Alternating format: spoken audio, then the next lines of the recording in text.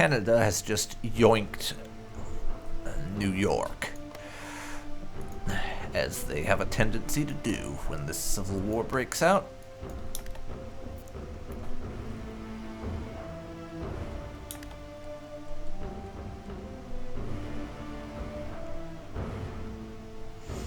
So now we have got to send the Union State some volunteers.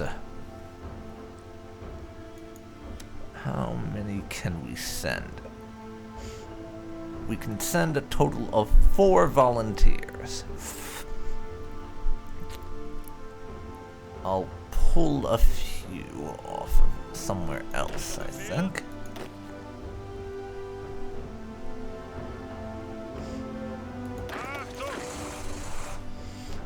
Yeah.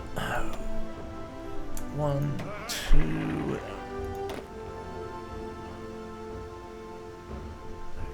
4.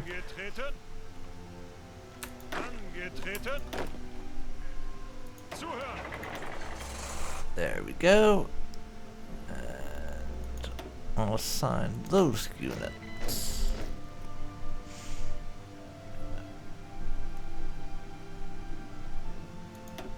And create a new army here.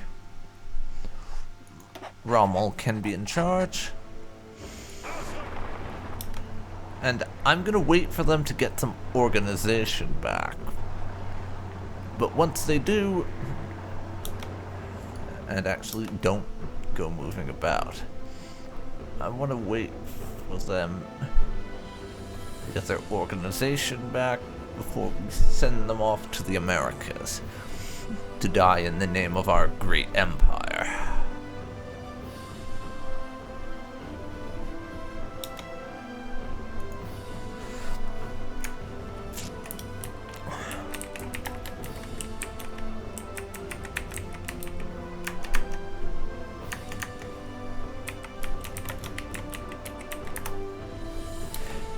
Yeah, I'm naming them the German Expeditionary Force. How unique title to give these guys, I know. So now, let's send off some volunteers, shall we?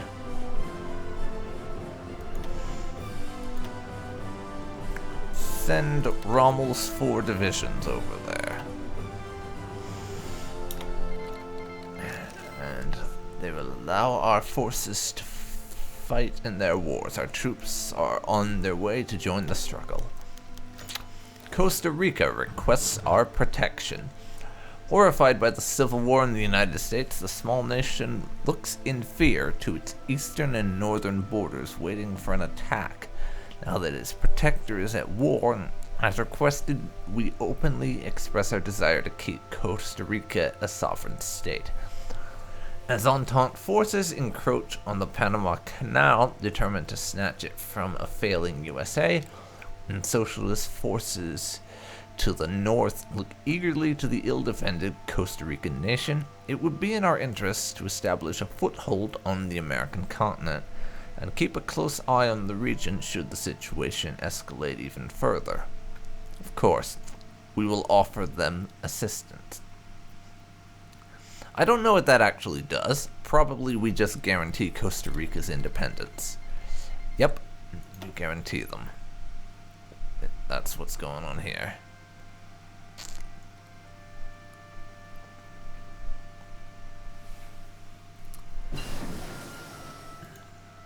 Basic snorkel is donezo.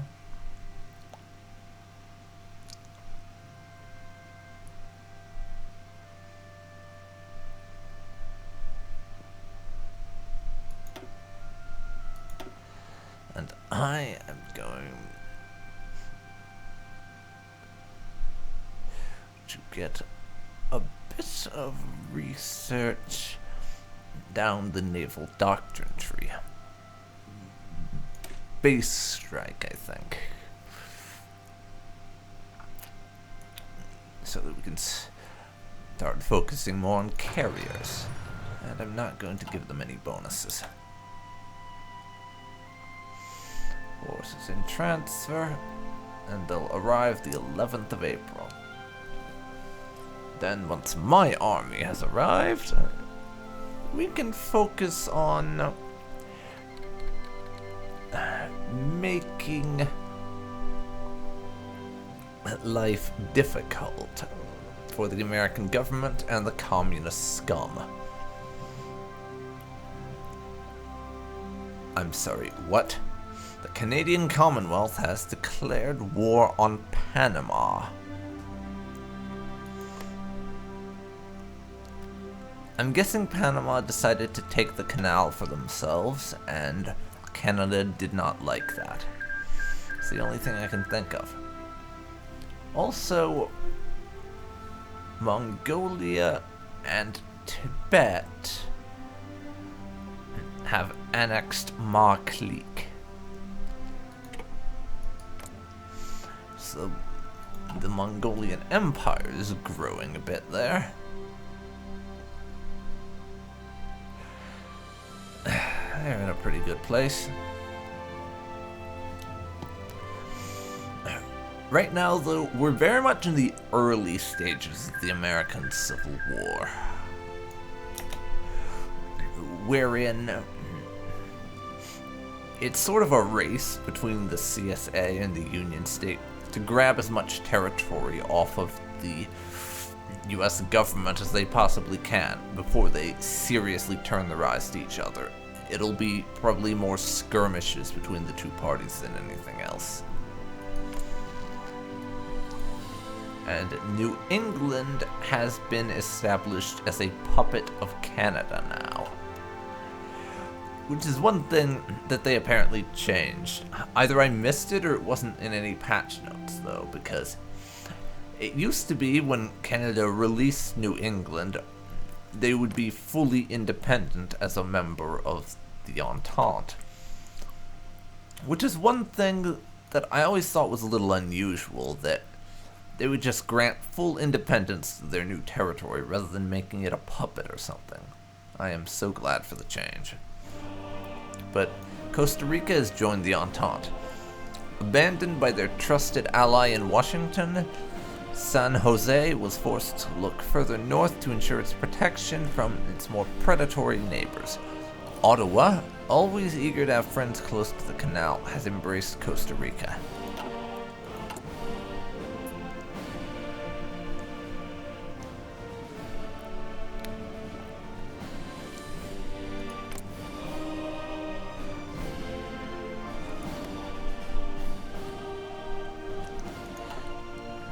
And the Entente gets to have some fun down there. For now, it would seem.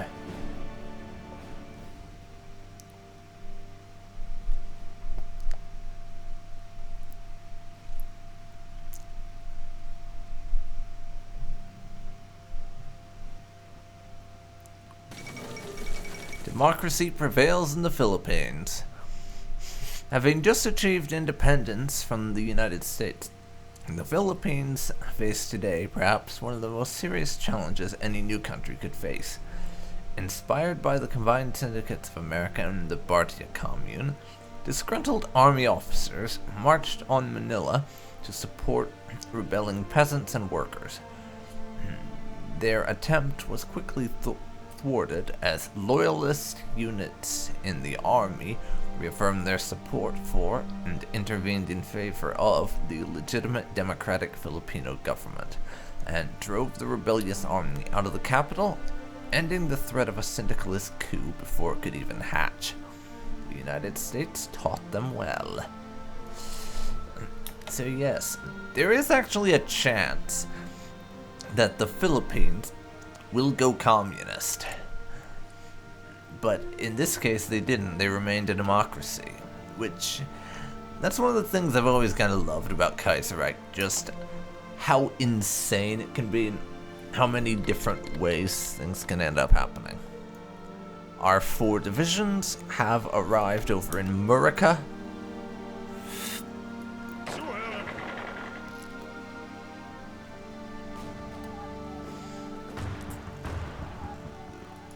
For now, let's strategically redeploy them up there to help our Union State allies close that little gap. Erich von Ludendorff dies.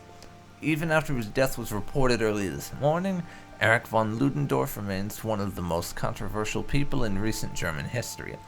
On the one hand, he was a hero of the Weltkrieg, the orchestrator of German victory in the 1919 fall of France. On the other hand, most Germans haven't forgotten the ensuing military dictatorship that only ended when Admiral von Tirpitz forced him to retire after the infamous Ostlife-Skandal in 1924. Though Ludendorff still received some honors for his service, like his knighthood, the former quartermaster general led a secluded life at his estate afterwards. Let's remember the genius, not the dictator. Yeah, Ludendorff's always been a rather interesting figure. On the one hand, he was a military genius and one of the few people during World War I who actually kept up with modern military theory and wasn't trying to use 18th century tactics during the 20th century. But on the other hand, he enabled Hindenburg's dictatorship. So he's always been a rather fascinating figure to me, honestly. And I'm never really totally sure what I think about that sort of thing. But it is kind of interesting to see how he's viewed in Kaiserreich. Along with a lot of historical figures, I do rather like seeing the alternate history view of them. It is rather nice.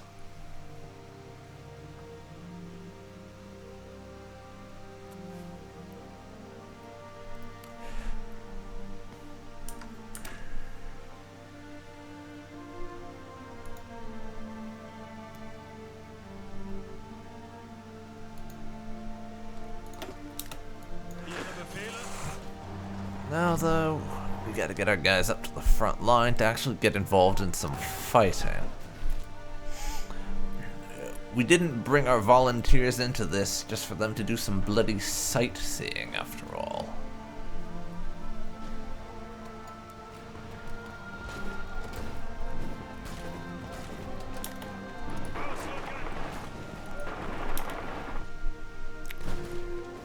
For now, you guys march over to there, and then we'll support the Union State's efforts. Though, maybe I only need 2 divisions to do that. And these guys can move up a bit. Rommel has been wounded. And bringing the battle to a successful conclusion, it seems General Rommel put himself at a bit too much risk while leading his men. He's been wounded, and it will take some time for the wounds to fully heal, until which time the General will not be performing at his usual level.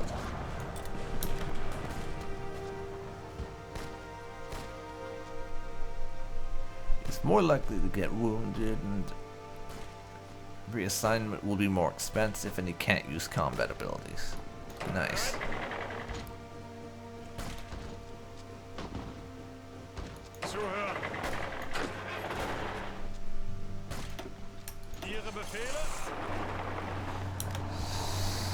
So,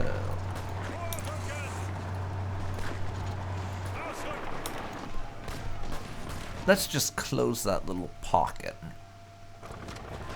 Have done with them.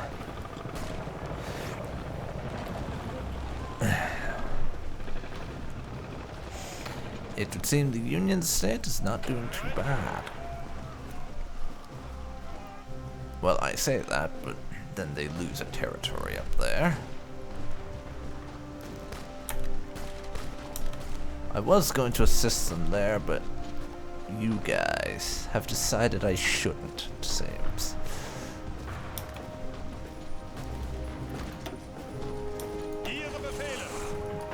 You two help over there, and the rest of our guys can just sort of stand around and discourage any offensives.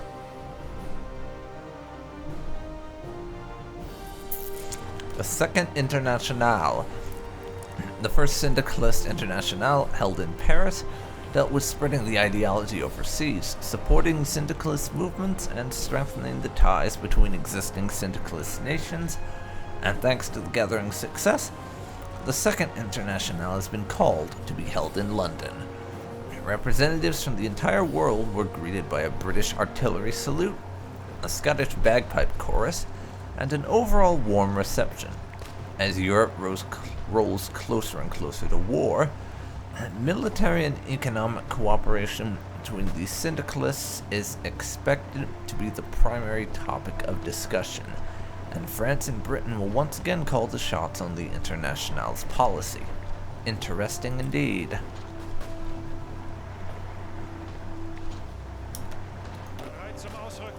And if our friends are attacking there, we'll give them some support.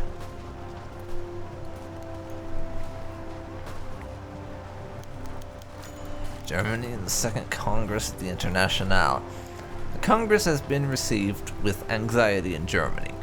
With the economic crisis still not completely solved, every increase in socialist activity is a threat to the Reichspakt and the German Empire. In his latest speech, the Kaiser has condemned the socialists, but words are not enough. Action should be taken as well. We'll have to react somehow.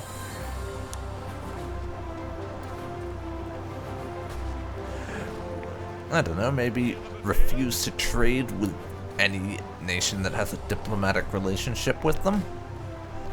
It's an option, at least.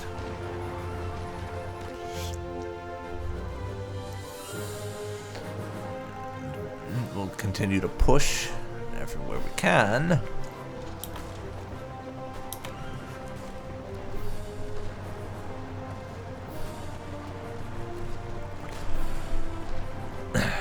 Probably it's going to be primarily against the communists at first,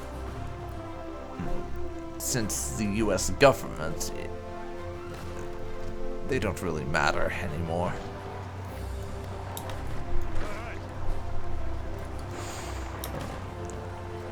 Let's help our allies against Saint Louis.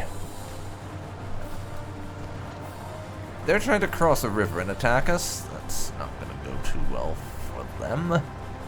Certainly not.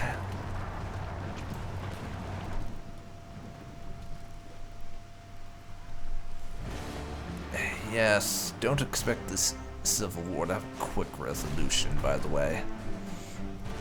We are going to be here for quite a long time in our attempt to help make sure the Union State achieves victory. Something to bear in mind. This will take a while. Kaiserreich civil wars usually don't resolve themselves quickly. The Mysore state has declared war on the Princely Federation. Who is the Mysore again? I don't exactly remember. Alright.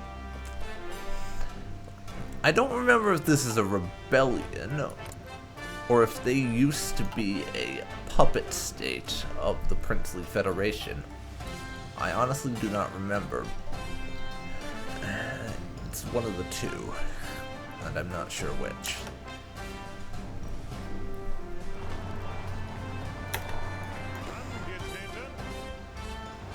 There we go.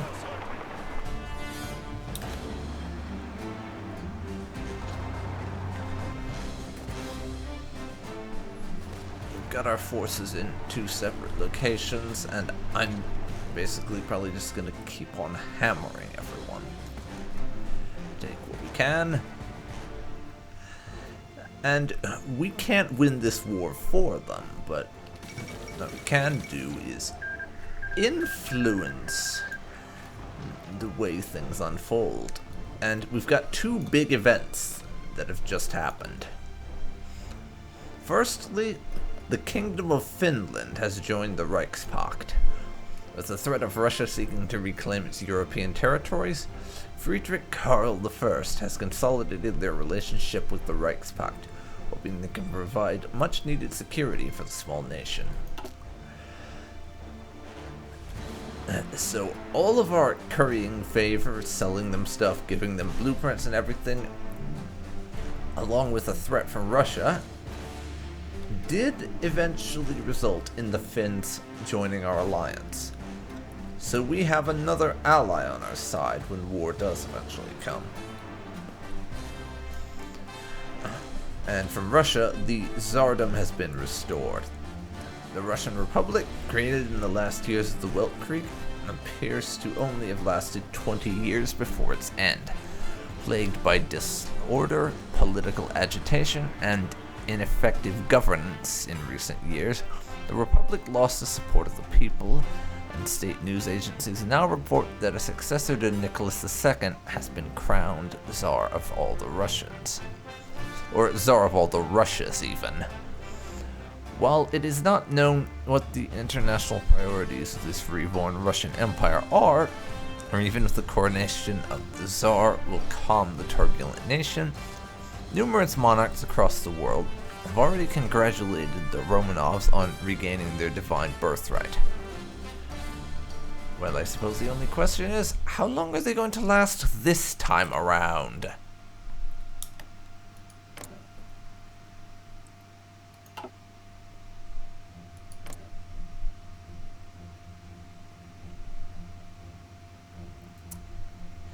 And yeah, based on our opinions, we don't really care about them that much. Apparently Spain has not been split, though, but Alfonso is still alive, and I got no event notification.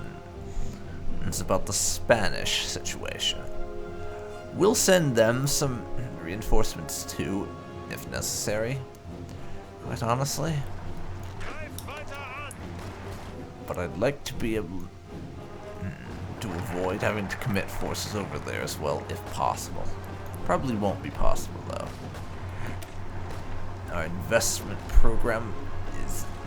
national focus is done, so we have a bunch more efficiency buffs.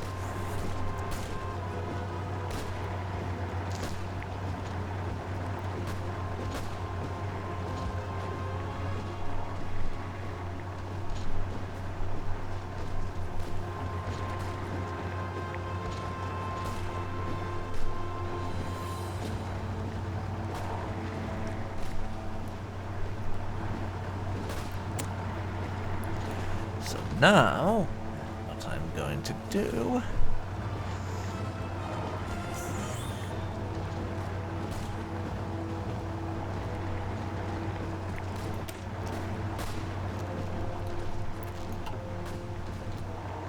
is approach Poland. The economy slowly finding its track again, the time has maybe come to finally improve our economic ties with Poland. There has been some enthusiasm about this proposal in some circles. The Zentrum politician Heinrich von Brentano, in particular, has been a leading proponent of this idea. And we will like each other more because of economic partnership and get the event Brentano's speech. So we already have Poland in our alliance. We may as well start improving our economic ties, as well as political and military ties. I mean, they're ruled by a member of the Kaiser's family, so it would make sense to improve economic ties. Iron Guard, hold that thought. Spanish Civil War is a go, and Iron Guard Romania has joined the Belgrade Pact. To contain the growing power of Austria and Bulgaria, Romania has acceded to the Belgrade Pact. Austria and Bulgaria watch with fear as the powder keg grows closer to exploding once again. So, who does this alliance actually include? So it's just Iron Guard Romania and Serbia. though I wouldn't be surprised if it comes to include Greece in time.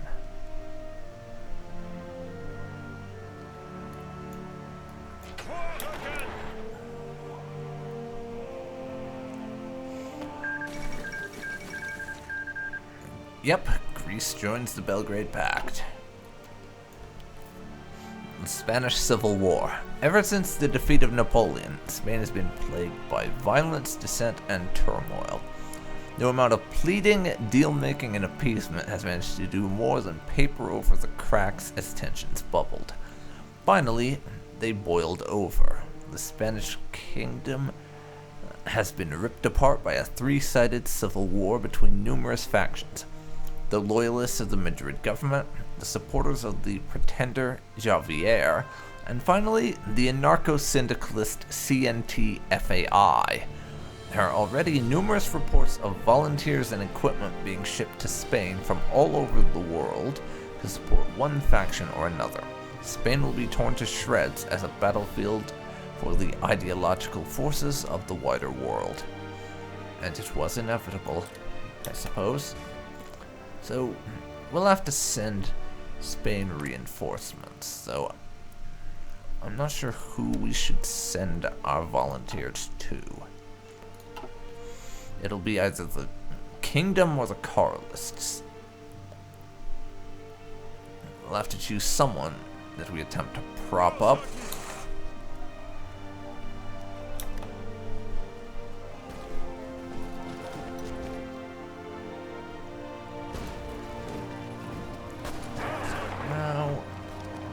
Attack there. Pin them in place. Foundation of the Belgrade Pact. Serbia, Romania, and Greece, the three Balkan members of the Entente, all with revanchist views of their own, have recently gathered to a common table of negotiations and have announced the beginning of the Belgrade Pact.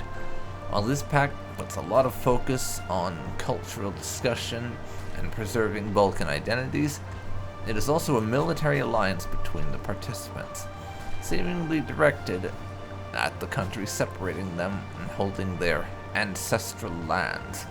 This new development is a big thorn in Bulgarian domination of the Balkans, but only the incoming reaction of the other central powers can determine whether it will yield any fruit.